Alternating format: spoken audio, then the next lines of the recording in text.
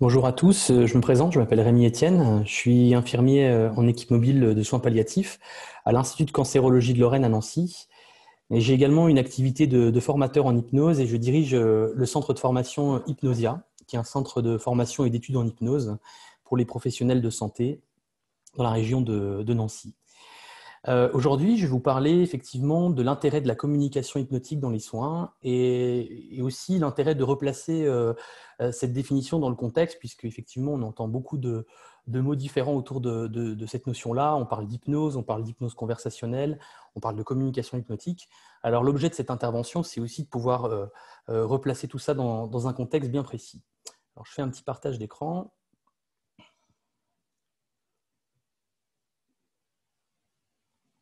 Voilà. Donc la communication hypnotique dans les soins et non l'hypnose conversationnelle dans les soins, vous allez comprendre pourquoi. Alors déjà, une petite définition, enfin des petites définitions d'hypnose. Si on se réfère effectivement à la définition officielle de l'hypnose, celle de l'APA, American Psychological Association de 2015, l'hypnose serait un état de conscience, consciousness, qui induit une absorption de l'attention et une diminution de la conscience, awareness, caractérisée par une plus grande capacité à répondre aux suggestions.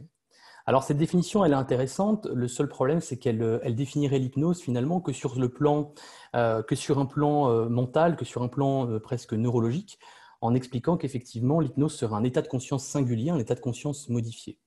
Alors je vous ai ajouté une deuxième définition du professeur Antoine Bioy qui, à mon sens, est complémentaire dans la mesure où on parle effectivement d'un mode de fonctionnement psychologique particulier, singulier, par lequel un sujet, en relation avec un praticien, fait l'expérience d'un champ de conscience élargi.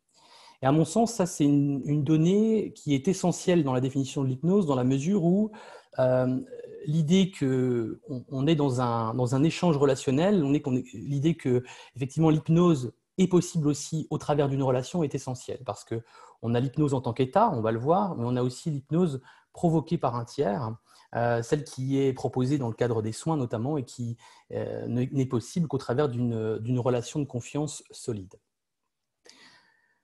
Alors, quelles sont les caractéristiques en fait de l'hypnose? Quelles sont les caractéristiques du processus hypnotique? Si on devait donner trois caractéristiques d'un état d'hypnose, dans l'hypnose, en tout cas, on va retrouver un état d'absorption. L'absorption, c'est quoi? C'est une capacité à s'impliquer totalement dans une expérience imaginative.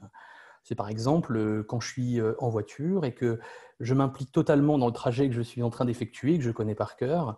J'ai cette capacité à m'absorber dans ce trajet, à me focaliser sur ce trajet de manière à pouvoir me dissocier.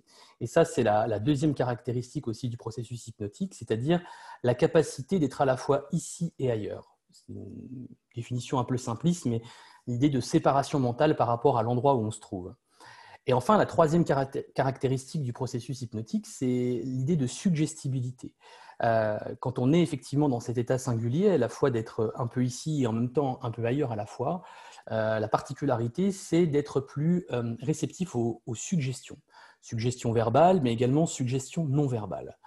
Alors, voilà, c'est une vraie synthèse, une courte synthèse de ce qu'est l'hypnose, parce qu'il y a beaucoup d'autres caractéristiques qui peuvent définir l'hypnose, l'état hypnotique. Mais en tout cas, si on devrait en donner trois principaux, ce serait cela, l'idée d'absorption. Je suis absorbé dans une tâche mentale. Cette tâche mentale me dissocie, je suis un peu ici et en même temps un peu ailleurs. Et du coup, ça me rend plus réceptif à la suggestion, aux suggestions qui m'entourent.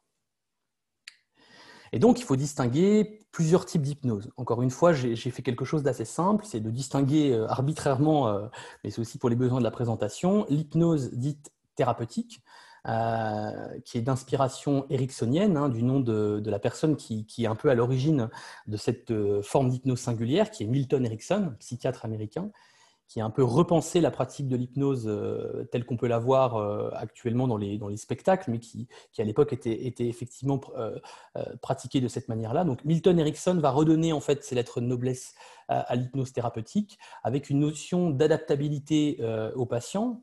Je pense que c'est quelque chose qui est central. C'est une hypnose qui est utilisée dans le cadre du soin, dans des situations spécifiques, auprès de demandes bien particulières et dans un contexte singulier.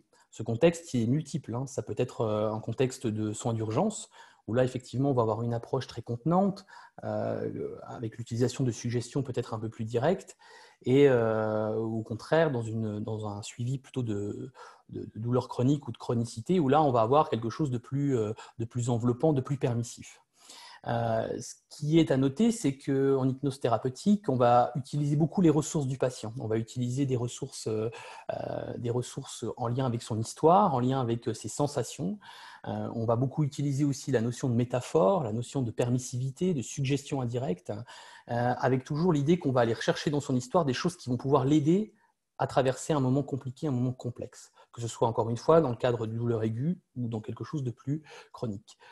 L'idée en fait avec ce type d'hypnose, c'est le soulagement et l'autonomie du patient.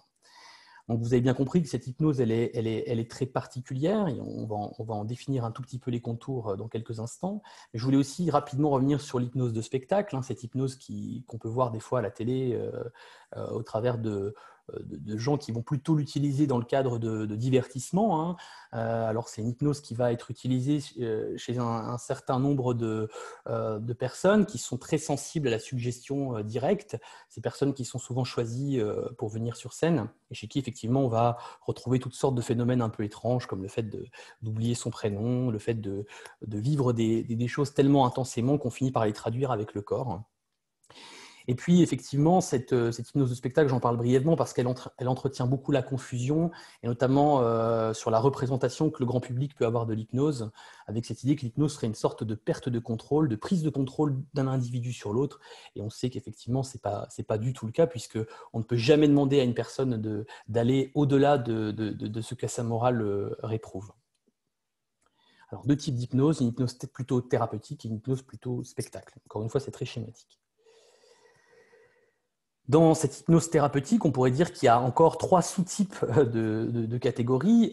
Une hypnose qui serait dite formelle. Cette hypnose formelle, c'est l'hypnose qui est proposée chez un thérapeute avec une véritable induction formalisée, c'est-à-dire que le patient, il va y avoir un début à la séance, il va y avoir une fin.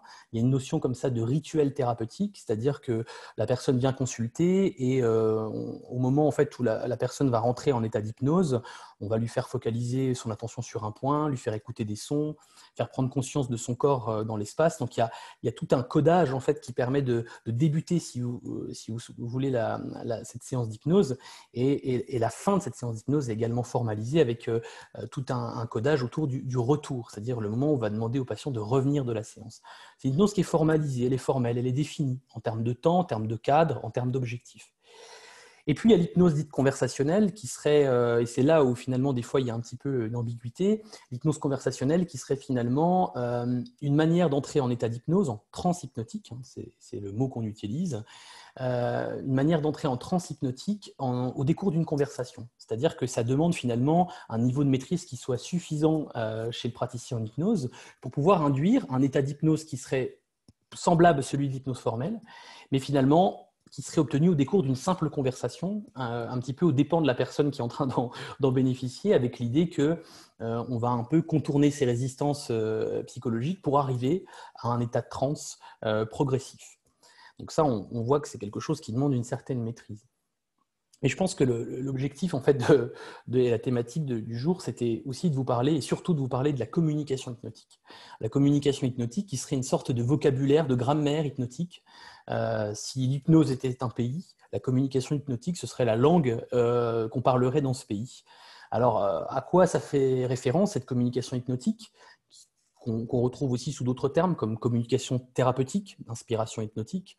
Ça va faire appel à, je vous disais, à des mots, à un choix de mots particulier, à un niveau de communication qui soit aussi particulier, avec tout un codage verbal, tout ce qui va être de la dimension du non-verbal, du paraverbal. On va détailler rapidement cela dans quelques instants.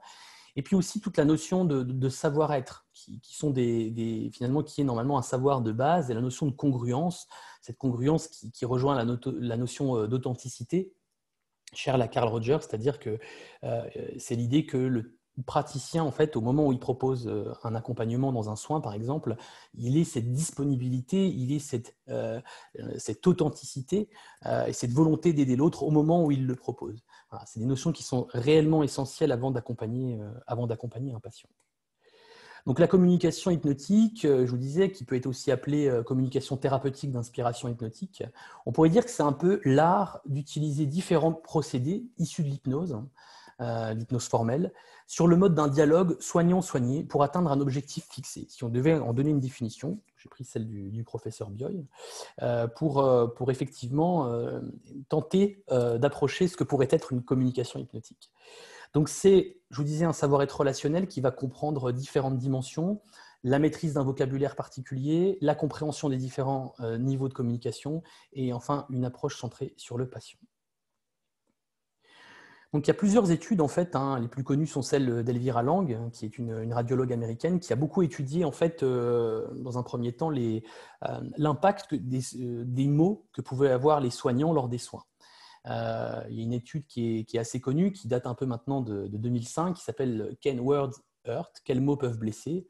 Dans cette étude, Elvira Lang réussit à démontrer que des soignants, pour rassurer effectivement un patient, ont tendance à utiliser des mots à consonance négative, du genre « ne vous inquiétez pas, ça ne fait pas mal, c'est qu'une toute petite piqûre, je suis là, un peu comme une piqûre d'abeille, vous allez voir, ça va bien se passer, ne vous inquiétez pas ».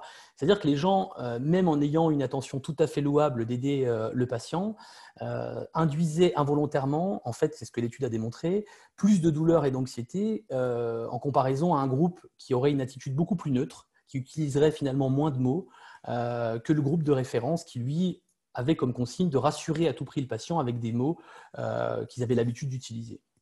Et donc, ces nombreuses études ont démontré que le soignant avait toute une sorte de routine, des routines en fait avec des phrases types qu'il sortait systématiquement en fonction du contexte, et que c'est un peu cette routine-là qu'il était nécessaire de travailler pour pouvoir que le patient vive le soin de la meilleure manière possible. Alors, l'implication clinique de cette communication hypnotique, elle est multiple. Je vous ai mis quelques exemples. Donc, l'idée, vous l'aurez compris, c'est de limiter l'usage de la négation et des termes à consonance négative. Pourquoi limiter la négation? L'exemple le plus connu, c'est, par exemple, je vous demande de ne pas penser à un éléphant rose. Qu'est-ce qui vous vient à l'esprit? Suspense. Un éléphant rose. Voilà. C'est où je vous dis, ne pensez pas à votre date, surtout ne pensez pas à votre date d'anniversaire, ne pensez pas à votre couleur préférée. Voilà. L'idée en fait de ce concept, c'est que le cerveau est obligé de se représenter un concept avant de se dire qu'il ne faut pas y penser, qu'il ne faut pas se le représenter. Mais trop tard, l'idée est apparue. Donc c'est vraiment un des concepts phares en fait de la communication hypnotique, c'est de limiter l'usage de la négation dans ces tournures de phrases, parce qu'on sait que de toute façon, ça va déjà induire la personne à ressentir une forme d'inconfort. Et c'est aussi pour cette raison qu'on limite les termes à consonance négative. Alors, je vous ai mis quelques exemples, piquer, brûler, mal. On va aussi éviter, c'est un autre exemple, des termes comme essayer ou tenter. On va parfois demander au patient, essayer de vous remonter dans le lit, essayer de vous retourner sur le côté. Pourquoi? Parce qu'en communication, le terme essayer, ça postule l'idée que ça peut échouer. Donc, on va plutôt demander clairement ce qu'on souhaite obtenir au patient, en y ajoutant un s'il vous plaît ou un si c'est possible pour vous, de vous remonter dans le lit, s'il vous plaît, voilà, par exemple, qui est toujours mieux qu'un essayer de faire quelque chose. On va limiter aussi l'usage de la conjonction mais qui a tendance à plutôt remettre en question le début d'une phrase. Je vous trouve en forme, mais pourtant votre bilan sanguin est perturbé. Effectivement, d'entendre les choses comme ça, ça remet en question finalement le principe de trouver quelqu'un qui serait plutôt en forme, paradoxalement parce que son bilan sanguin est perturbé. Donc la personne a tendance à garder que la fin de la phrase. Donc on va plutôt utiliser des formules avec des conjonctions particulières, comme par exemple je vous trouve plutôt en forme. D'autre part, j'ai remarqué que certains éléments de votre bilan étaient perturbés, pour bien isoler les deux notions. On va effectivement en communication hypnotique favoriser l'encouragement et la valorisation, c'est-à-dire qu'on va féliciter le patient pendant les examens, même quand il ne se passe pas grand-chose, simplement pour limiter en fait la pression. Je prends l'exemple effectivement de la radiologie où par exemple un patient attendrait dans l'IRM, il ne se passe absolument rien et il s'entend dire voilà, restez bien immobile comme vous êtes, c'est très bien. Ça peut participer à faire descendre le niveau de pression et c'est aussi valable dans d'autres soins. L'idée de temps, en hypnose, on considère que la notion de temps, elle est moins palpable et qu'effectivement, on a tendance à moins supporter en termes de temps un examen inconfortable et à mieux effectivement supporter un examen confortable et qu'en termes de temps, ça va varier en fonction du contexte. Donc, on va plutôt dire à une personne qu'elle a effectué, par exemple, plus de la moitié de l'examen ou plus des 3/4 de l'examen, plutôt de lui dire qu'il va rester 30 minutes. Parce que quelqu'un qui est en situation d'inconfort aura plus facile à mentaliser le fractionnement, le pourcentage d'évolution dans un soin, plutôt que de se dire qu'il lui reste même 5 minutes. Quelqu'un qui est en situation d'inconfort, 5 minutes, ça reste quelque chose d'énorme. La communication hypnotique, c'est aussi synchroniser les corps et adapter sa posture, c'est apprendre aussi toute cette dimension du non-verbal, c'est-à-dire comment je me positionne par rapport au patient, quelle distance je vais mettre aussi entre le patient et moi-même en fonction du message que je veux lui renvoyer, comment les corps finalement se rencontrent et comment ils s'harmonisent, comment ils se synchronisent pour effectivement aussi améliorer sa communication et améliorer le message qu'on souhaite faire passer. On va travailler aussi toute la notion du paraverbal, c'est-à-dire toute la notion du rythme, toute la notion du timbre, de la tonalité de la voix, qu'il faut qu'il soit aussi en adéquation avec ce qu'on est en train de dire au patient. Si on a effectivement un rythme de voix qui est très énervé ou un timbre de voix qui est très énervé, alors qu'on dit au patient qu'il est censé se calmer, eh ben, il peut y avoir comme ça une dissonance avec des messages en termes de communication qui soient complètement contradictoires. On va aussi, je le disais, appuyer sur cette notion de congruence, cette notion de présence thérapeutique en communication hypnotique. Et puis, on va stimuler les ressources du patient en lui faisant appel à sa mémoire, à la mémoire de ce qu'il a pu vivre, à ses ressources. Par exemple, s'il a un lieu ressource, ce lieu ressource, on va pouvoir s'en resservir en communication pour, par exemple, distraire son attention pendant un soin. Voilà, c'est autant d'exemples qui, la liste effectivement n'est pas finie, hein, c'est autant d'exemples qui peuvent illustrer ce qu'est la communication hypnotique. Alors, je vous ai mis quelques exemples, je ne vais pas tous les détailler parce que je n'ai pas beaucoup de temps pour les détailler. Donc, le premier, par exemple, c'est « je vais piquer, ne vous inquiétez pas ». Ça, c'est typiquement une phrase qu'on peut retrouver dans les soins. On peut la transformer, par exemple, par « soyez tranquille, je débute le soin ». On dit la même chose, mais il n'y a pas cette notion de piqûre et il n'y a pas cette notion d'inquiétude liée à la négation. Deuxième exemple, qu'est-ce qui ne va pas aujourd'hui? Alors typiquement, quand on pose cette question à quelqu'un, on est déjà en train d'induire l'idée que quelque chose ne va pas, finalement ne peut ne pas bien se passer. Alors qu'en fait, quand on revoit la personne, on peut aussi tout à fait lui demander une question qui soit plutôt, on va dire, de l'ordre de la ressource. Pouvez-vous me dire ce qui a changé depuis la dernière fois où on s'est vu, par exemple? On a plus de chances que le patient mobilise ses ressources en nous disant ce qui l'a aidé depuis notre dernière rencontre ou depuis qu'on l'a vu, plutôt que d'aller chercher systématiquement le problème sur lequel le patient va se centrer et partir en boucle. Troisième exemple, essayez de ne pas bouger, sinon nous devrons recommencer l'examen. Très culpabilisant, hein, ça peut être aussi retrouvé dans les routines de soins. On peut dire la même chose en disant plus vous resterez immobile, plus cela va nous aider à terminer l'examen. C'est-à-dire que le patient, là pour le coup, est présenté comme aidant, comme un allié finalement qui va permettre de finir le soin dans les meilleures conditions, et non pas comme un coupable qui serait responsable du fait de recommencer un soin. Courage, il reste 20 minutes à tenir dans l'IRM. On peut le remplacer par bravo, vous avez fait plus de la moitié du chemin, au lieu de parler du temps.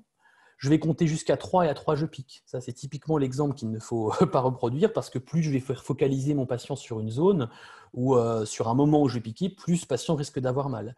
Donc, on peut tout à fait utiliser les techniques de détournement d'attention, par exemple, en communication hypnotique, techniques qui s'apprennent pour pouvoir lui faire penser à autre chose. Donc là, pouvez-vous me décrire ce lieu que vous aimez tant, par exemple? Donc, en conclusion, on peut d'abord, j'ai envie de dire en communication hypnotique, l'idée c'est de se former peut-être à désapprendre les routines de soins, parce qu'on en a tous, on a beaucoup de tics en fait de langage, on a beaucoup de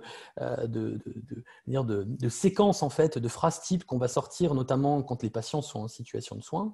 Et l'idée c'est un peu de désapprendre ces routines de soins pour en apprendre de nouvelles.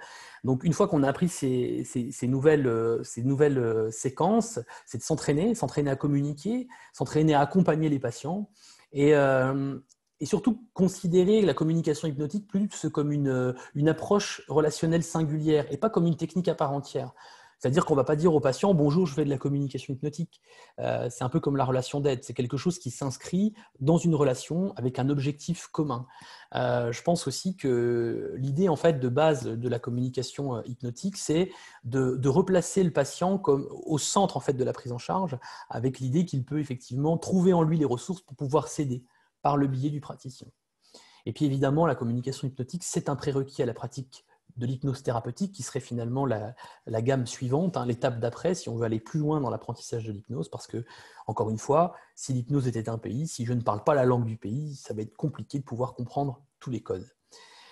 Donc voilà ce que je pouvais vous dire sur la communication hypnotique. Voilà ce que je vous propose au travers de cette présentation. Peut-être un petit mot sur deux ouvrages. Un ouvrage que j'ai coécrit avec d'autres auteurs, donc c'est la deuxième édition, un aide-mémoire d'hypnose dans les soins infirmiers en 30 notions, qui est sorti en début d'année, sorti chez Dunode.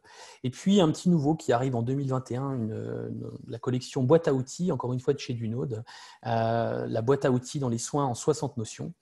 Pareil, un ouvrage que je coordonne avec d'autres co-auteurs qui vont participer avec différentes spécialités. Voilà, je vous encourage en tout cas à vous intéresser un peu plus précisément à cette notion de communication hypnotique parce que je pense qu'elle peut clairement révolutionner et vous aider dans votre quotidien de soignant. Je vous remercie de votre attention.